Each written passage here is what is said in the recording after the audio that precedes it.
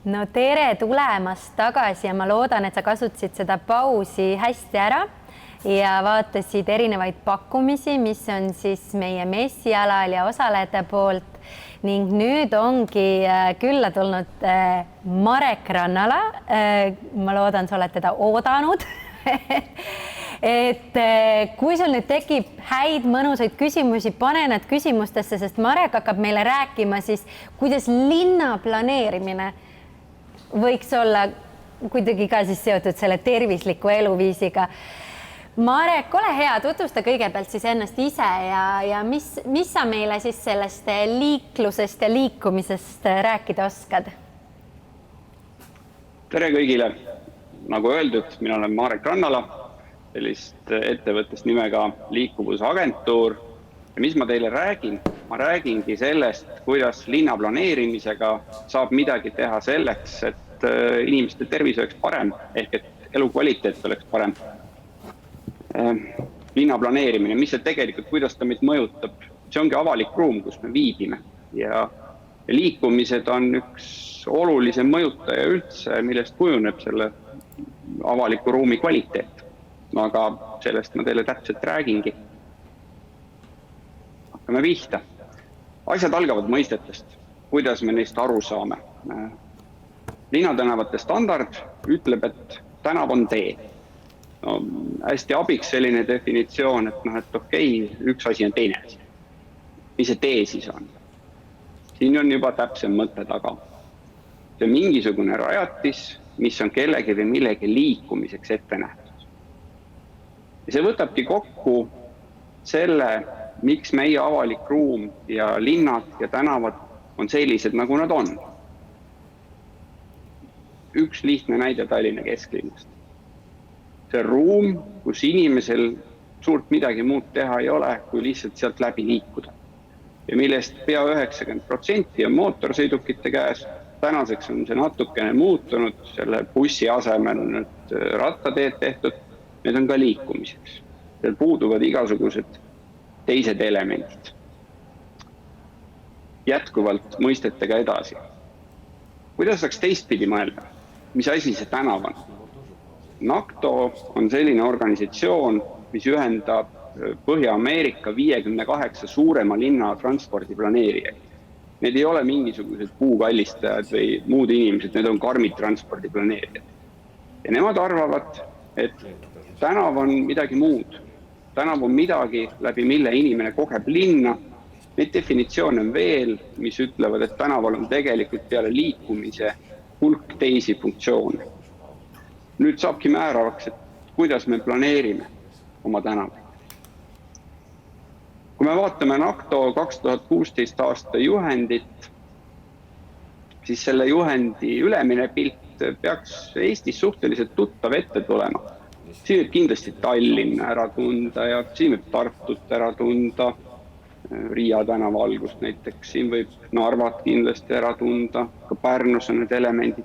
Igal pool on see ära tuntav.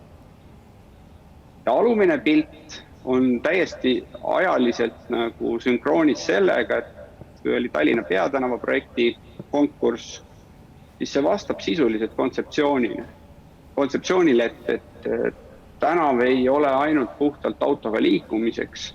Tänaval on väga palju elemente, mis peavad olema läbi mõeldud.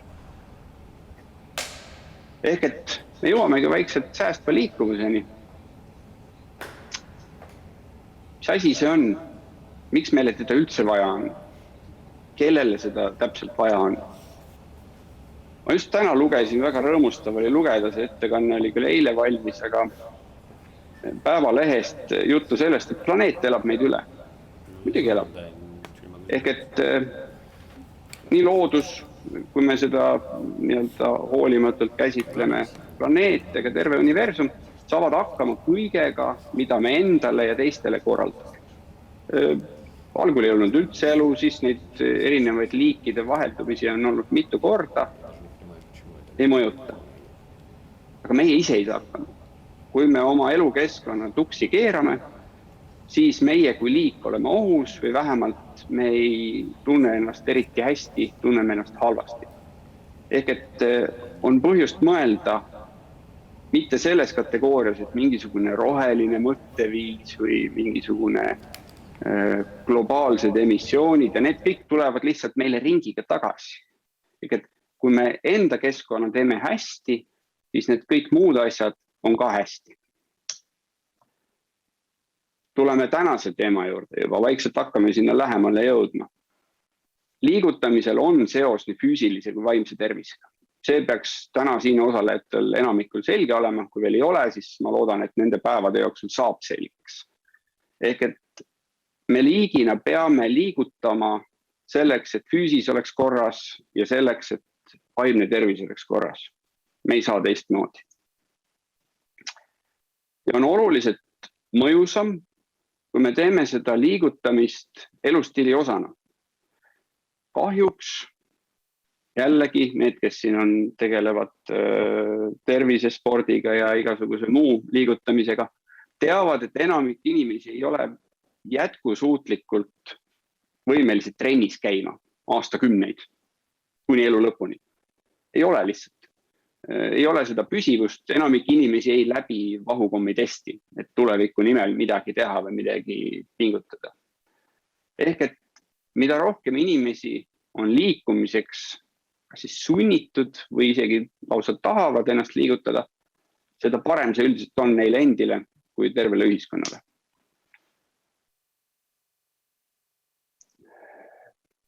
Nii. Oleks väga tore, kui ma saaks edasi liikuda. Sain. Haljastus on ka selline huvitav asi, et tegelikult tänase arusaama järgi haljastus pole enam teema. Tegelikult ei ole need puud ega põõsad ega see roheline asi, see ei ole esteetika küsimus. Grete Arro võib teile sellest tohutult hea loengu pidada, mida ma alles hiljuti kuulsin. Sellest, et praeguseks on piisavalt tõestust, ta tõi viited ka teadusartiklitele, et igasugune rohelus ja haljastus on meile vajalik meie aju toimimiseks. Vaimse tervise jaoks, selleks, et meie aju saaks vahepeal lõõgastuda ja nii-öelda koormusest maha tulla. Sellises linnakeskkonnas, nagu ma teile pilti näitasin, võid tund aega jalutada, tegelikult aju ei lõõgastu, rohelusesse asi toimib. Ja ka vaimse tervise probleemide puhul on tegelikult rohelisuse kättesaadavus üks kõige soodsamaid viise, kuidas inimesed saavad endale paremat vaimset tervist. Ehk et see pole enam see, et me paneme lihtsalt puud ja põõsad kuhugi, vaid see on oluliselt tähtsam. Ja linnaökoloogia on küll alles arenev nähtus, aga tegelikult me peame seda teemat väga palju tõsisemalt võtma. Aga jällegi, selleks on vaja ruumi. Säästval liikuvusel on selgelt sotsiaalsed ja ärilised mõjud.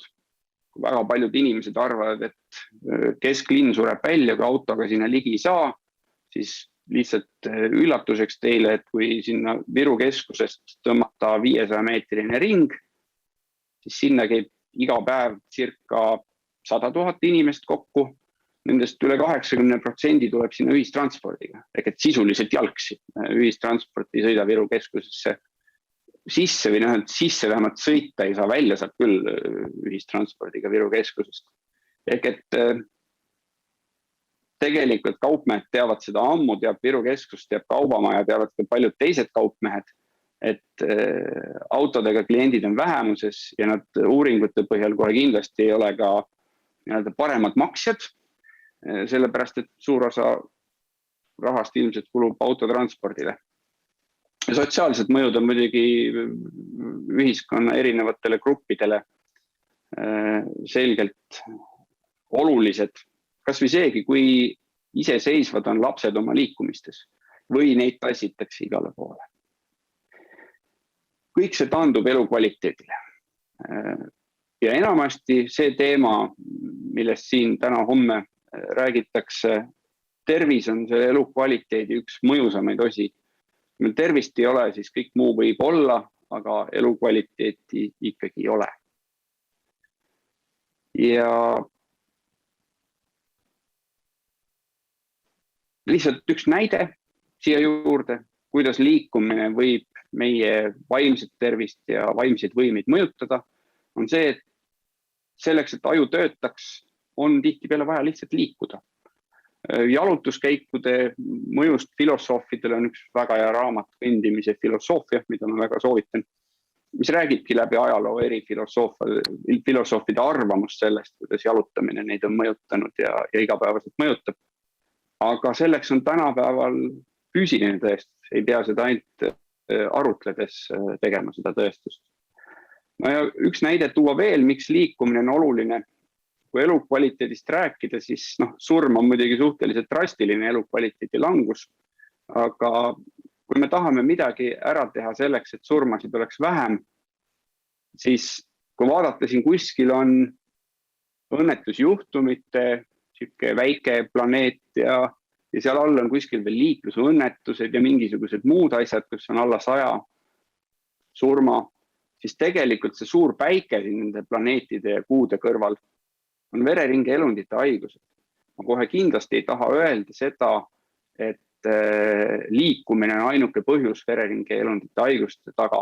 Küll aga ülekaalulisus ja paljud erinevad muud haigused on tänaseks tõestatult seotud sellega, et me oleme vaegliikujad.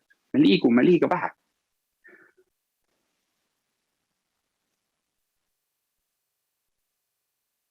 Mis on siis vajadused? Kuidas me saame tagada seda, et inimesed liiguksid rohkem jalgsi? Esimene asi, mis on oluline jalgsi liikuva inimese jaoks, on keskkonna kvaliteet. See ruum, kus me viibime, keskkond, see ümbrus, mille keskmes me viibime, seda me tajume kõigi meeltega. See kehtib tegelikult siin jalgsi on 2 tärniga, sellepärast, et see kehtib tegelikult ka rattaga liikuja jaoks. Ja kuna ühistransport on jalgsi liikumine samamoodi.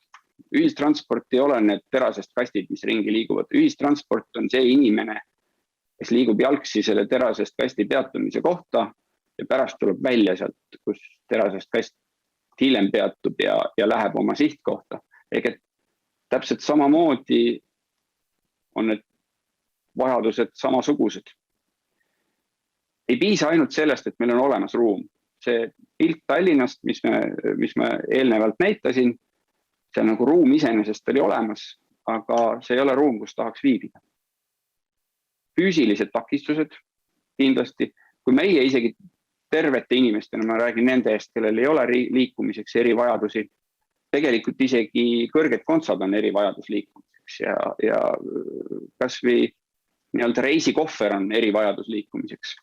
Kui me kõiki takistusi alati ei taju, siis linnaruumis täna iga äärekivi, iga ringi minek, iga ristmik, kus ühel harul ei ole miski pärast sebrat, nagu seal selle pildi peal oli näha. See on füüsiline takistus. Müratase.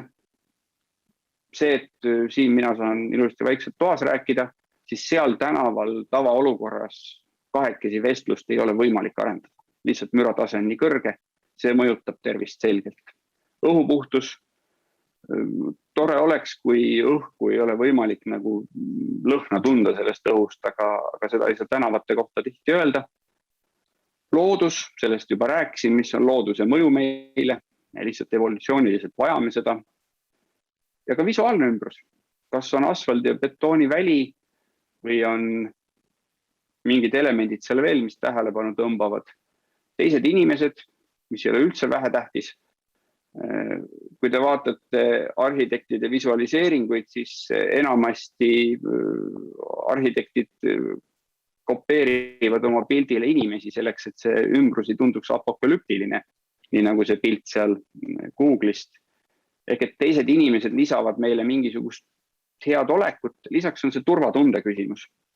Et kuidas me ennast tunneme, kui on teised inimesed läheduses. Jällegi, mina võib-olla ei tunne ennast kuidagi eriliselt, kui ma olen õhtul pimedas mingisuguses tunnelis, lähen sealt läbi ja kõik.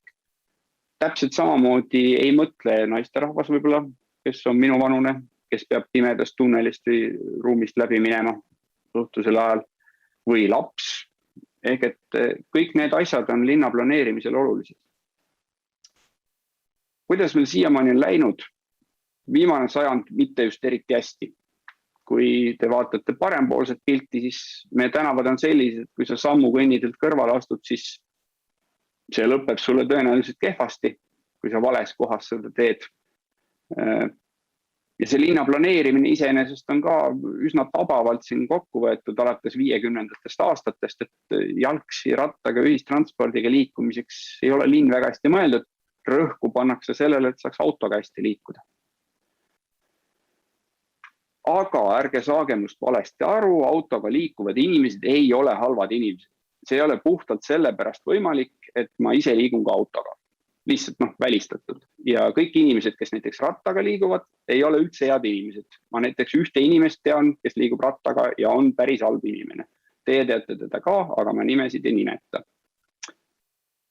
Autokasutuse negatiivne mõju on eeskätt see kumulatiivne mõju, mitte see, et iga indiviid nüüd on paha sellepärast, et ta istub autosse, vaid kui neid indiviide on palju, nad on kas selleks sunnitud või neil lihtsalt ei ole alternatiivi, kas on linn halvasti planeeritud või transpordisüsteem, et siis läheb asi pekki. Ühe inimese otsustest asi veel hulluks ei lähe. Ja mis on kõige kurvem, see mõju tegelikult avaldab kõigile teistele liikujatele. Ja muuhulgas ka selles, et kui me linna planeerivad ja transporti planeerivad need inimesed, kes on ise samamoodi sõltlased, siis neil on tahtmatus panustada nendesse asjadesse, millest ma just eelnevalt rääkisin. Ehk et autokasutuse fundamentaalne probleem on tegelikult siin pildil. See ruumi vajadus, antud pildil on näha, et siin on haljastuseks natukene ruumi jäänud, aga tavaliselt ei jää mitte millekski suurt ruumi, nagu sellel eelneval Tallinna pildil. Ja see tähendab, et kõigil teistel on halb. Sellest ruumist on ainult autoga hea läbi sõita. Ja kui siin nüüd on tehnooptimistid, kes ütlevad, et kohe on elektriautod ja kohe on isejuhtivad autod ja kõik läheb paremaks, siis spoiler teie jaoks, selles fundamentaalses osas ei aita Elon Muski tunnelid, ei aita elektriautod, iseseisvad autod, mitte miski selles osas ei aita, kui on 1,3 inimest autos. Ja seda ei muuda nii kergesti. See ruumivajadus jääb. Need probleeme on tegelikult veel, see ruumivajadus, see on lahendamatu, seda ei ole võimalik lahendada. Müra saab kiirused alla võtta, liiklusoht, jällegi isejuhtivad autod on vähem ohtlikud, heitgaasid, jällegi elektriautod, aga sinnani läheb meil päris tükk aega, päris hulk inimesi sureb selle ajaga. Lihtsalt siuke fun fact, kui palju inimesi õhu kvaliteedi tõttu Eestis või mitte Eestis, Tallinnas iga-aastaselt sureb enneaegselt. See suurusjärk on 300 inimest. Uskumatu selle kiidulaulu kõrval, et rohepealinn ja kõige puhtam õhk Euroopas. Et faktid on natuke teised. Energiavajadus, see on leevendatav, aga kui 2-tonnine teraskast liigutab 1,3 inimest, siis igal juhul, kui see on ka elektriauto, see energiavajadus on ebaproportsionaalselt suur. Igasugused muud emissioonid, näiteks rehvid, Läänemere mikroplasti kõige suurem allikas üldse, autorehvid. Elektriauto panustab sinna täpselt sama hästi kui iga muu auto. Piduritolm, elektriauto natuke vähem, aga ikka tolmab. Teekate kulub ka elektriauto alt ja nii edasi. Ja üldine maksuvus.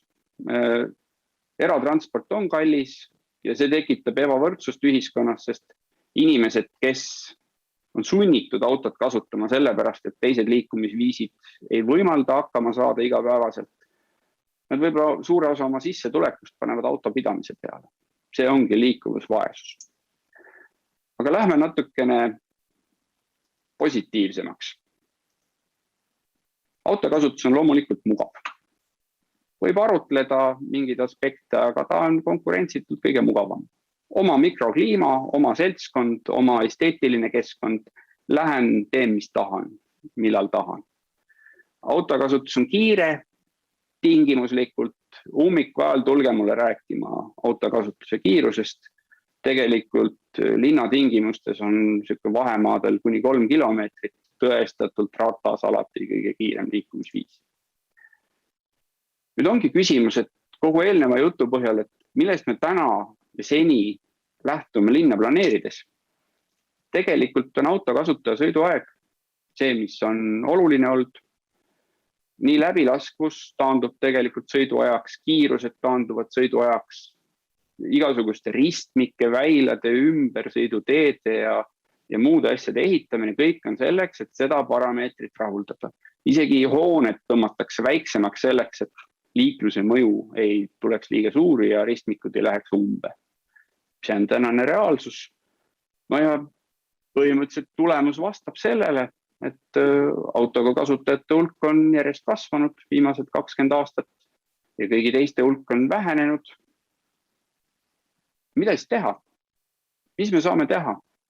Ma nüüd võiksin teile 2 päeva pidada loengut sellest, mida täpselt, kuidas peaks tegema. Aga üks hea raamat on, mis paneb mõtlema võib-olla inimesi, mis on Eestis välja antud juba 4-5 aastat tagasi, Jan Keeli raamat. Kohe on ilmumas teine, ühe Jan Keeli partneri raamat Hooandjas, just see projekt sai toetuse, nii et saate sealt infot otsida. Aga mida teha, läheks väga konkreetseks ja läheks seekord vabandust Tallinna keskseks, sest Tallinn on lihtsalt nii hea näide.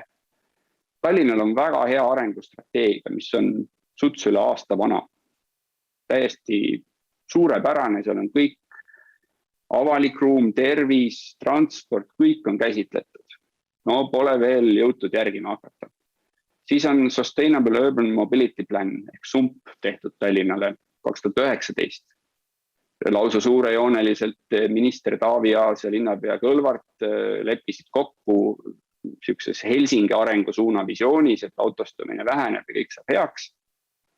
Mitte midagi pole tehtud 2 aastat. Siis on rattastrateegia, mille me tegime ka juba 2017.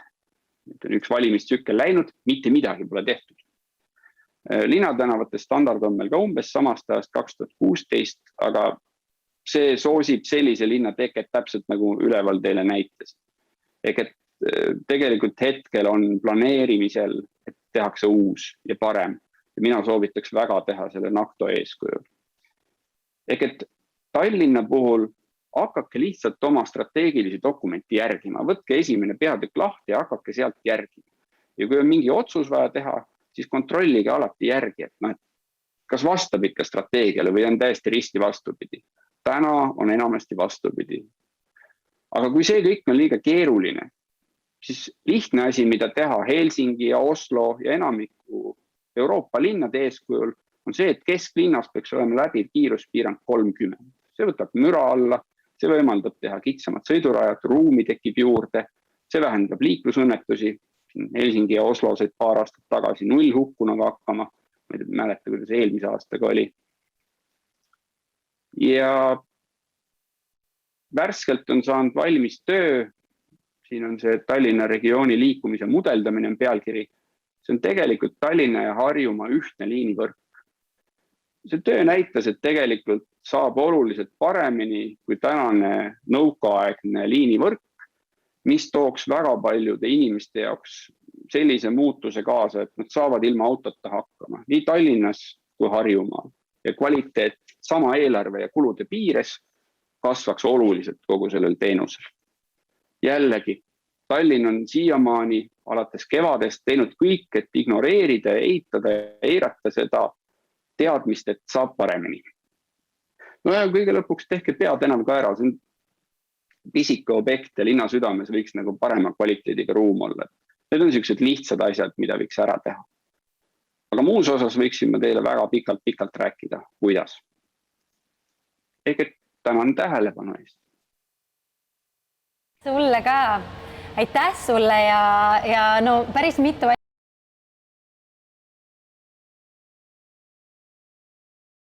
ma tegelikult seesmiselt kogu aeg hõiskasin kaasa ja ütlesin jaa peaaegu iga lause peale, mis sa ütlesid. Ja see esimene pilt kohe Narva maanteest on mulle väga tuttav, kuna ma olen elanud seal tänaval ja ma nüüd käin ka ülikoolis seal tänaval. Ja kuna mulle meeldib rattaga sõita ja jalutada, siis tõepoolest seda tänavat jalutada on päris ebameeldiv, et kõrvaklapist peab panema kohe podcasti hästi palju valjemaks, sest et ei kuule enam mitte midagi ja on selline keeruline koht. samas veel üks põhjus, miks ma seda tänavat väga palju praegu jalutan, on sellepärast, et ma kolisin oma joogastuudioga ka nimelt sinna Narva maanteele ja enne olin ma vanalinnas. Aga vanalinnas oligi väga keeruline olla, sest et inimesed sinna ju ei tule ja inimene tahab tulla joogasse. Tänapäeva inimene tuleb joogasse on ju autoga. Et vanalinnas parkida ei saa ja turiste ka ei ole tänu tänasele maailma situatsioonile, siis nüüd olen oma stuudioga seal. Väga mürarikas on, aknaid lahti ei saa teha, tohutu müra tuleb sisse, aga vanalinnas, kus ei ole autosid, oli ka täiesti võimatu olla, sellepärast, et lihtsalt äri ei pidanud vastu. Ja siit tegelikult on ka üks küsimus tulnud kohe, mis natuke nagu läheb selle sama asjaga kokku, et mis see Tallinna kitsaskoht on, et kas siis need peatänaväärsed ärid on vastu või puutub poliitiline tahe, et kus see kitsaskoht peatänava puhul suurem on? Mis sina arvad? Ma isegi ei arva, ma tean tegelikult. See on, nagu ikka kalaga öeldakse, kust kohas see pihta hakkab see mädanemine. See on puhas leadership. See on see küsimus, kuidas tehakse otsuseid. Kas otsused on kooskõlas eesmärkide ja strateegiatega, kas neid on üldse olemas, need eesmärke ja strateegiaid, ja lihtsalt ei usuta sellesse, ei taheta seda ellu viia. Muu maailma näited, faktid, ükski asi ei loe. Peatänava projekt oli uuringute mõttes Eesti ajaloo kõige läbi uuritum ja analüüsitum projekt üldse.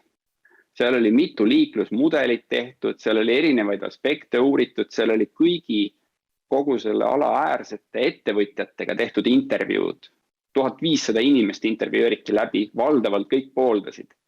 Aga ühel hetkel see ei läinud kokku poliitilise tahte ja ametnike veendumustega, et Tallinn on sellepärast näide, et meie transpordiamet on selline amet, kes on selgelt eelmises sajandis ja keeldub sealt välja tulemast. Tehke, mis tahate.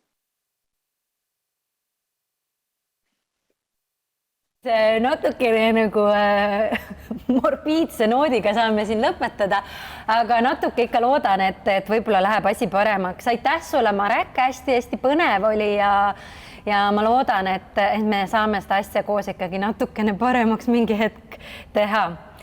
Aitäh, muidugi peame saama, Me kõik ju saame lõpuks aru sellest ja küll ta siis hakkab liikuma ka. Aitäh!